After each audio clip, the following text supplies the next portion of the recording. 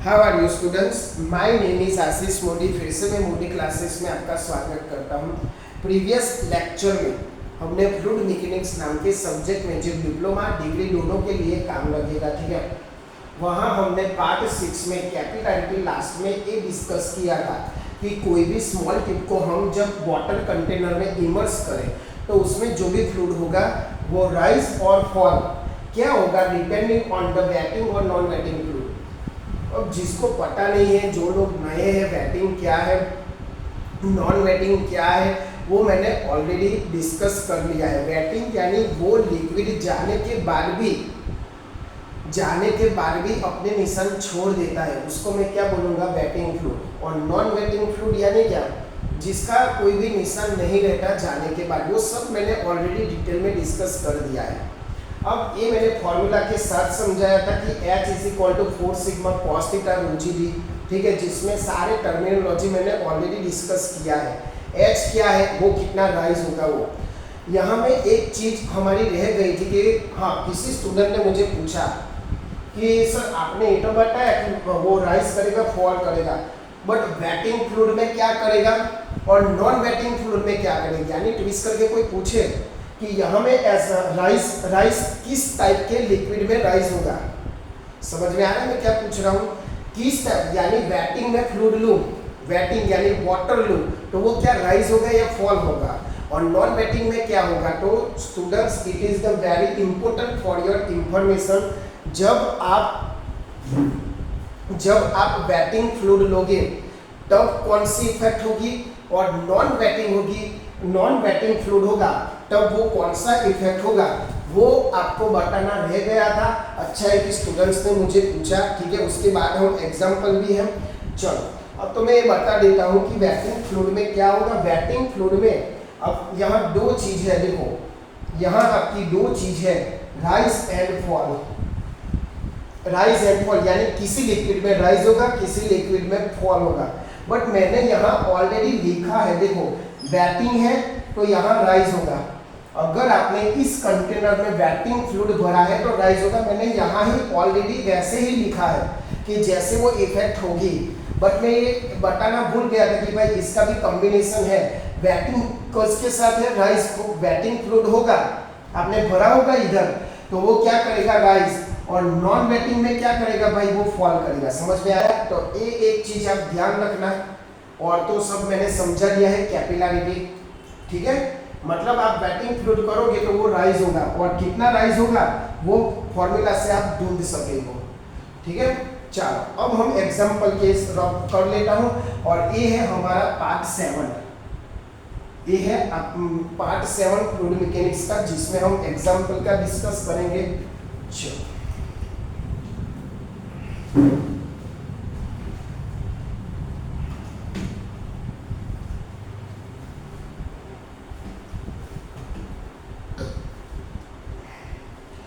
Example में ऐसा है, two horizontal place between are place 1.25 centimetre. यानी मैं शॉर्ट में लिख रहा हूं, टू हॉरिजॉन्टल प्लेट है, टू हॉरिजॉन्टल प्लेट्स है, ठीक है,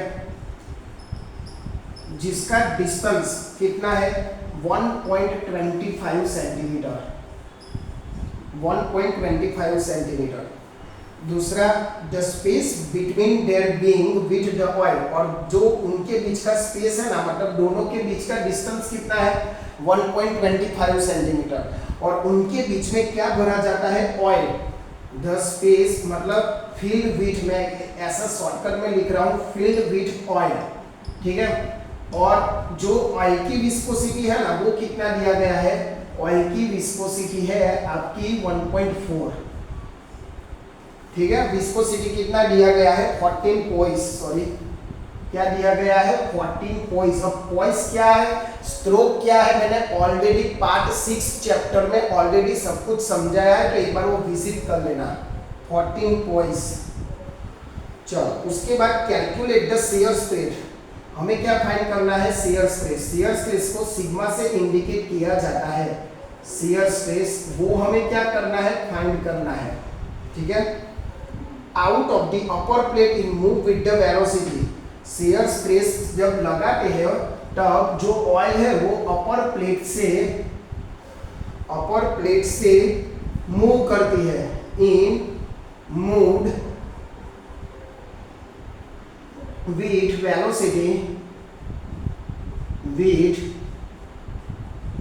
velocity 2.5 metre per second, 2.5 metre per second. ठीक है, इतना मुझे दिया गया है। हमें क्या फाइंड करना है?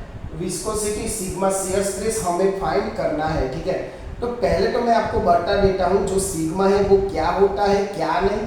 ठीक है, चलो पहले क्वेश्चन को समझ लो कि वो क्या बोलना चाहता है। क्वेश्चन क्या बोलना चाहता है कि टू हॉरिजॉन्टल प्लेट्स, सपोज कि टू हॉरिजॉन्टल प्लेट्स, यानी मैं ऐसा ड्रॉ कर सकता हूँ। वर्टिकल होगा तो मैं ऐसा ड्रॉ करूंगा कि टू हॉरिजॉन्टल प्लेट है। ठीक है, जिसका डिस्टेंस कितना दिया गया है 1.25 सेंटीमीटर। जिन दोनों का बीच का डिस्टेंस कितना है 1.25 सेंटीमीटर। अब उनके जो बीच है ना, यहाँ मैं ऑयल भर देता हूँ अलग पेन से ताकि आपको दिखे। यहाँ मैं भर लेता हूँ आपका ऑयल। ठीक है, जिनकी विस्कोसिटी कितनी है 14 पॉइंट। ये जो ऑयल है उसकी विस्कोसिटी लिया गया है। अब क्या कर रहा हूँ, जब इधर शियर स्ट्रेस लगा रहा हूँ, शियर स्ट्रेस यानी यहाँ से आप उसको धक्का मार रहे हो, मतलब शियर स्ट्रेस यानी मैं ऐसा करूँ कि मेरे पास ये कोई बुक है। ठीक है, मेरे पास ये कोई बुक है। शियर स्ट्रेस यानी ऐसे उसको ऊपर प्लेट से फोर्स लगाओ, अपर प्लेट से फोर्स लगाओ ना, उसको मैं बोलता हूँ शियर स्ट्रेस। अब वैसा करने से जो upper part of the layer है ना, उनकी वेलोसिटी मुझे मिल जाती है 2.5 पर मीटर सेकंड। तो मैं कितना स्ट्रेस लगाता हूँ वो हमें फाइंड करना है। समझ में आया दोस्तों? क्या करना है, हमें शियर स्ट्रेस फाइंड करना है। अब यहाँ विस्कोसिटी है, यानी विस्कोसिटी का क्या लगेगा, इधर फॉर्मूला लगेगा। ठीक है, कि viscosity tau is equal to, हम जानते हैं, चलो सॉल्यूशन पे सीधा जाते हैं। हम जानते हैं tau is equal to mu du by dy। ठीक है, ऐसा फॉर्मूला ऑलरेडी विस्कोसिटी का आ गया है, tau is equal to mu du by dy। अब क्या होगा भाई, जो अब देखो ये क्या है, विस्कोसिटी जो 14 पॉइंट दिया गया है, u यानी वेलोसिटी है और dy यानी कितना डिस्टेंस वो कवर करता है वो है। समझ में आया? मैंने क्वेश्चन मतलब ये जो इक्वेशन है ऑलरेडी मैंने समझा रखा है विस्कोसिटी के टॉपिक में, और कैपिलरिटी में भी कई सारे टर्मिनोलॉजीज आ गई है। ठीक है, चलो आगे जाके यहाँ म्यू दिया गया है आपको 14 पॉइंट्स। लिखो म्यू क्या दिया गया है 14 पॉइंट्स। दूसरा वेलोसिटी। अब वेलोसिटी को हम जैसे हम काइनेमेटिक इक्वेशन में क्या लेते थे, v लेते थे। ठीक है, तो यहाँ u ले लेते हैं। चलो हाँ, अब यहाँ देखो 14 पॉइंट्स हमारा ऐसा यूनिट नहीं है, हमें क्या लेना है, उसको न्यूटन मीटर में कन्वर्ट करना है। तो क्या करोगे भाई, पॉइंट्स वाला जब मैंने सिखाया था यूनिट, तो उसमें मैंने बोला था कि कैसे कन्वर्ट करना है। तो इसको मैं 14/10 कर दूँ तो वो किस में कन्वर्ट हो जाएगा, newton into second upon metre square. और हमें यही लेना है, पॉइंट्स वाला नहीं लेना है, याद रखना। क्या करना है, अगर आपका कोई भी यूनिट अगर उस दूसरे एग्जांपल में पॉइंट्स दिया गया तो डिवाइड बाय 10 कर दो, और आपको पता ही होगा डिवाइड बाय 10 करने से मुझे क्या मिल जाएगा 1.4। ठीक है, न्यूटन सेकंड इंटू मीटर, हमें ये मिल गया। अब du क्या होता है भाई, du यानी आपका जो वेलोसिटी में चेंजेस होता है, ऐसा तो कुछ नहीं दिया गया है, du आपका यही होगा 2.5 मीटर पर सेकंड। ठीक है, चलो इतना क्लियर हुआ भाई कि मुझे du मिल गया है। चलो अब dy क्या है, जो आपकी प्लेट्स की डिस्टेंस होती है वो, तो उसको मुझे क्या करना है, सेंटीमीटर है। अब यहाँ देखो सारा मुझे मीटर में मिला है, तो मुझे सेंटीमीटर को किस में कन्वर्ट करना है, मीटर में। तो आपको ये कन्वर्जन पता होना चाहिए, 1 मीटर यानी 100 सेंटीमीटर। तो मुझे कितना मीटर मिलेगा, तो डिस्टेंस इज इक्वल टू 1.25, यानी मैं यहाँ ले लूँ कौन सा वाला dy, कौन सा वाला ले लूँ dy। तो dy is equal to 1.25 upon 100। Centimetre को मैंने किस में कन्वर्ट किया, मीटर में। समझ में आया? मैंने ओनली वहाँ डिवाइड बाय 10 किया है और यहाँ डिवाइड बाय 100 किया है। ठीक है, चलो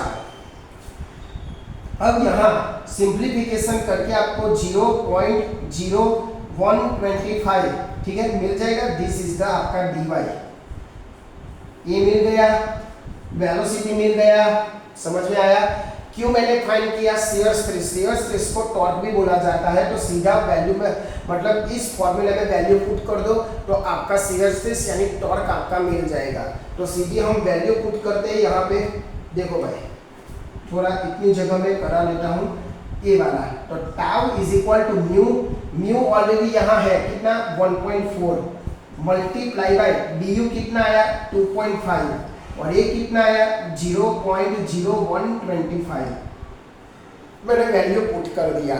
ठीक है, अब यहाँ उसकी आपकी जो भी आफ्टर द कैलकुलेशन जो भी कैलकुलेशन आए वो आपका क्या होगा, unit newton metre square. Stress का यूनिट होता है न्यूटन पर मीटर स्क्वायर, ध्यान रखना। स्ट्रेस का यूनिट क्या होता है, न्यूटन पर मीटर स्क्वायर।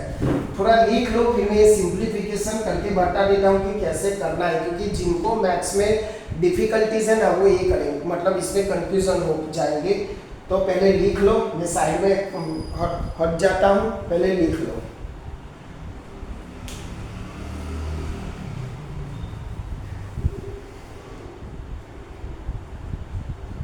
चलो ठीक है, आगे चलते इसका सिंप्लीफिकेशन हम लोग करते हैं, ताकि जिनको, क्योंकि दूसरी मतलब सिंप्लीफिकेशन करना किसी को डिफिकल्टीज है आज, ठीक है, तो मैं ये वो दूर कर देता हूँ कि कैसे सर सॉल्व करें। देखो हमारे पास 1.4 मल्टीप्लाई बाई 2.5 अपॉन 0.0125 है।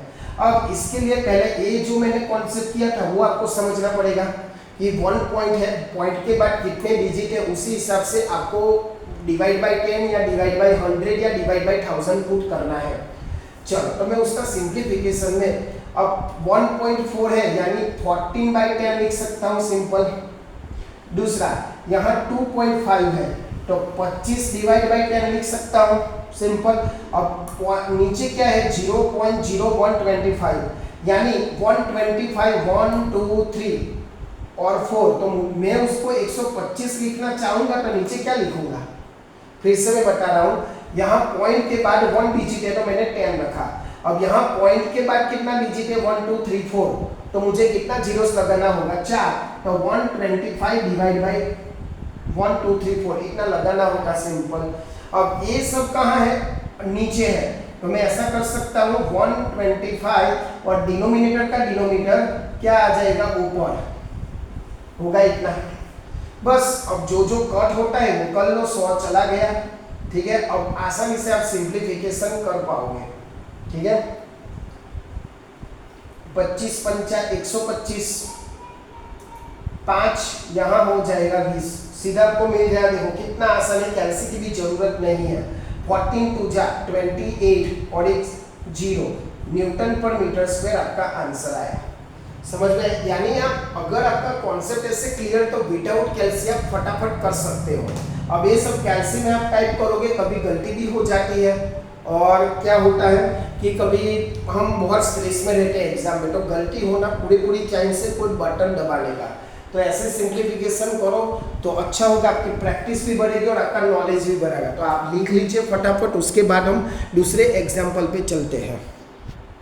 चलो अब थोड़ा आगे चलते हैं। ऐसा ही टाइप का एक सेल्फ आप करो, अपने खुद से ट्राई करो, ताकि आपको समझ में आ जाए कि आपको लिखना कैसे एग्जाम्पल किए जाते हैं। हमने इस एग्जाम्पल के मैथड में डिस्टेंस दिया था, किसका डिस्टेंस दिया था, 2 प्लेट्स का। अब दूसरे एग्जाम्पल में आपको बोला गया है जो डिस्टेंस है ना वो 20 सेंटीमीटर है। लिखो, डेटा लिख लो ताकि आप सही से कर पाओ।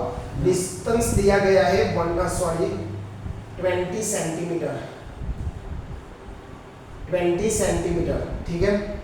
डिस्टेंस क्या दिया गया है 20 सेंटीमीटर। विस्कोसिटी म्यू दिया गया है 2 पोइस। पोइस को कैसे कन्वर्ट करना है आई ऑलरेडी डिस्कस्ड। वेलोसिटी यानी हमें क्या मिला था du is equal to 4.5 metre per second. आपको वही शियर स्ट्रेस फाइंड करना है, मैं बता देता हूँ उसका answer tau is equal to 4.5 newton per metre square. ये आपका आंसर है। तो I request you without search in Google आप खुद से ट्राई करो। अभी बताया वैसा तो आपको प्रैक्टिस भी हो जाएगी और अच्छे से आप कर पाओगे, डेटा लिख लो, ट्राई करो। आपको मैं थोड़ी 2 मिनट देता हूँ ताकि आप अच्छे से ट्राई कर सको। खुद से ट्राई करो, ऐसा नहीं कि चलो मैंने स्क्रीनशॉट ले लिया, गूगल पे सर्च कर लिया, ऐसा नहीं। खुद से ट्राई करो। एक ही फॉर्मूला उसमें है।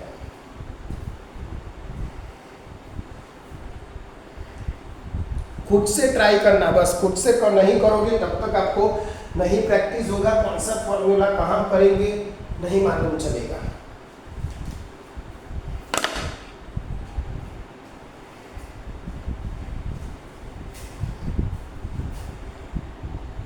ओनली एक ही फॉर्मूला है, tau is equal to mu D U by D Y.